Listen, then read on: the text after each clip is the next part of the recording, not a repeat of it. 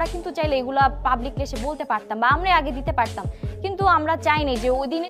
এবার সোশ্যাল মিডিয়াতে নুসরাত জাহান অন্তরার একটি আপত্তিকর ভিডিও ভাইরাল হয়।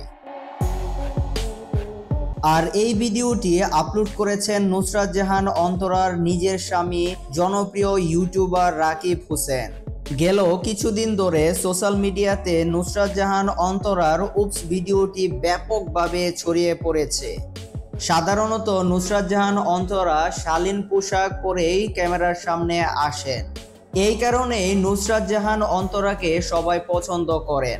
অন্তরা বলেছেন কখনোই ছোট মডার্ন ড্রেস পরে ক্যামেরার সামনে আসবেন না, কারণ এগুলো তার ভালো লাগে না।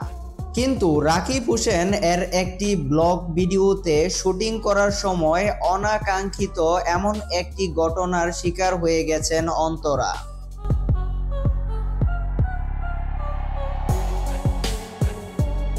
আর ওই ফুটেজটি রেখেই ভিডিওটি আপলোড করেছেন রাকিব হোসেন। যখনই ওই মুহূর্তের ভিডিওটি নিয়ে নানা কথাবার্তা শুরু হয়, তখনই রাকিব হোসেন সেই ব্লগ থেকে ভিডিও ফুটেজটি ডিলিট করে দেন। এই ভিডিওটি সম্পর্কে আপনার কি মতামত? রাকিব হোসেন ও অন্তরা সম্পর্কে কমেন্ট করে জানাতে ভুলবেন না।